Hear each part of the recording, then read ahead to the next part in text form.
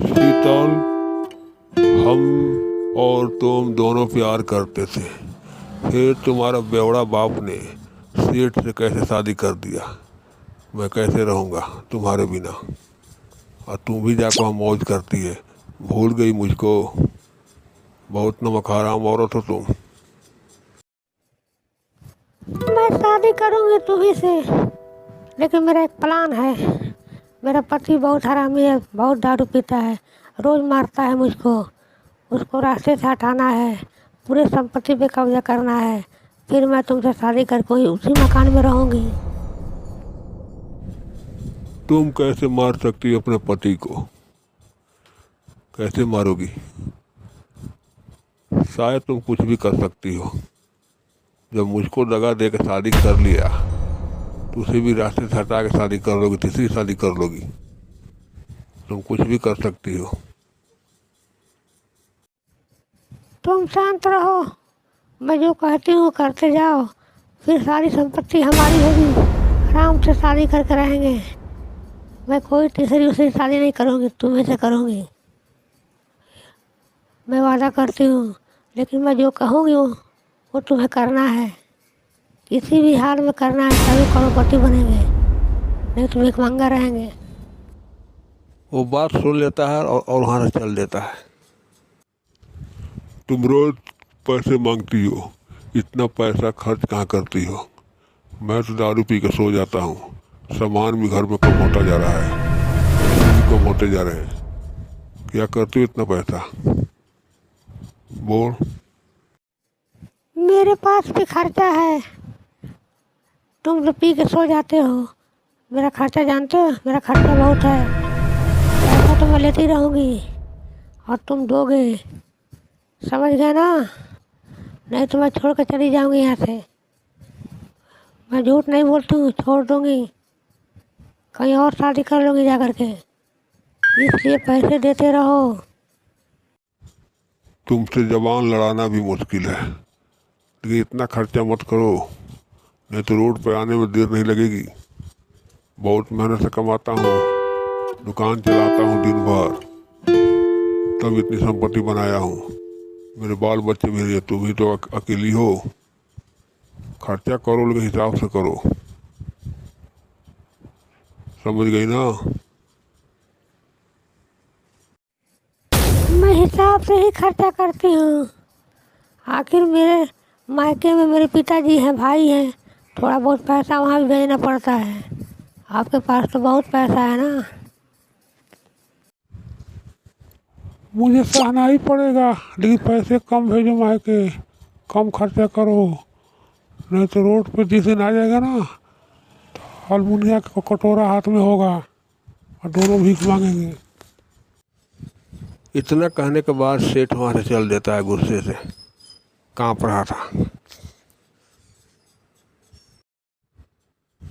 जंगल में क्यों बुलाई हो, अब क्या काम आ पड़ा। तुम बहुत चालाक औरत हो, मुझे तुमसे डर लग रहा है। अब बोल काम क्या करवाना है। आखिर मुझे छोड़कर तुमने दूसरी शादी कर ही ली। बोल काम बोल।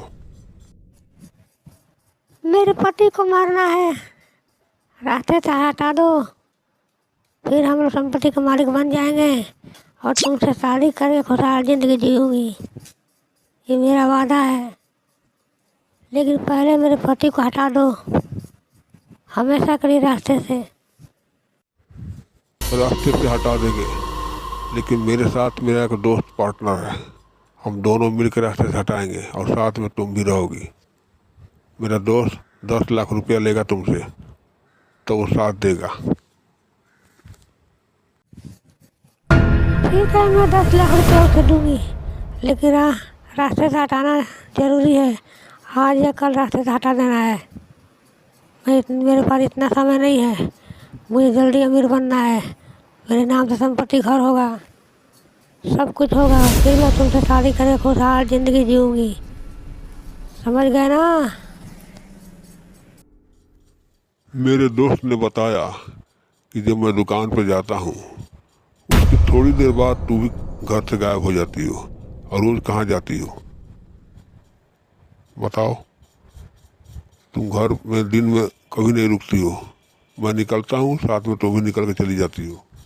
कहाँ जाती हो बताओ? मैं मायके जाती हूँ, दिन भर वहीं पर रहती हूँ। आखिर यहाँ इस कमरे में कोई है नहीं, अकेले मन नहीं लगता है। मैं मायके चली जाती हूँ और फिर चली आती हूँ। अरे कभी कभी जाओ, रोज जाने की क्या जरूरत है? आज की रात काम हो जाना चाहिए। मैं तुम्हें 10 लाख रुपया दूंगी। काम सावधानी से होना चाहिए, वरना तीनों फंस सकते हैं और ज़िंदगी भर जेल में रहेंगे। समझ गए ना? मैं जैसे कहती हूँ वैसे करते जाओ। पैसे के लिए तो मैं कुछ भी कर सकता हूँ, किसी को भी मार सकता हूँ, तुम्हें भी मार सकता हूँ, समझी? अपनी बकवास बंद करो और काम करने की सोचो। आज की रात काम हो जाना चाहिए, वरना मुझसे बुरा कोई नहीं होगा। मैं कुछ भी कर सकती हूँ, समझे? काम हो जाएगा, लेकिन मुझे 10 लाख रुपया चाहिए। बाकी संपत्ति तो सब तुम दोनों के नाम से रहेगा, तुम दोनों शादी कर लोगे और ऐश करोगे। मुझे 10 लाख चाहिए। मेरी आंखों में बीमारी है, 2 आंखें खरीदना है नया। हमारी आंखें उलट जाती है। अरे पैसा रहेगा तभी तो लगवाऊंगी। मेरा काम करो और अपना 10 लाख लेके जाओ और चुपचाप शांत हो किसी शहर में जाकर बस जाओ। इस शहर में नहीं रहना है, नहीं तो हम पकड़े जाएंगे और हम दोनों शादी करके आराम से रहेंगे इस मकान में। तुम्हारा पति तो मर गया गोली लगने से। तुम कहती हो कि रात को चोर आया ये और मकान में घुस गया। तुम्हारे पति भी रिवॉल्वर निकाल लिया और चोर भी निकाल लिया, ये तुम्हारा कहना है, और दोनों एक दूसरे को गोली मार के मर गए। यही हुआ था ना? रात को ये चोर आया, मेरे पति ने रिवॉल्वर निकाल लिया और इस चोर ने भी निकाल लिया। दोनों एक दूसरे को मार के मर गए। तब मैं आपके पास फोन की और आप आए। इनका अंतिम संस्कार करवाइए अब,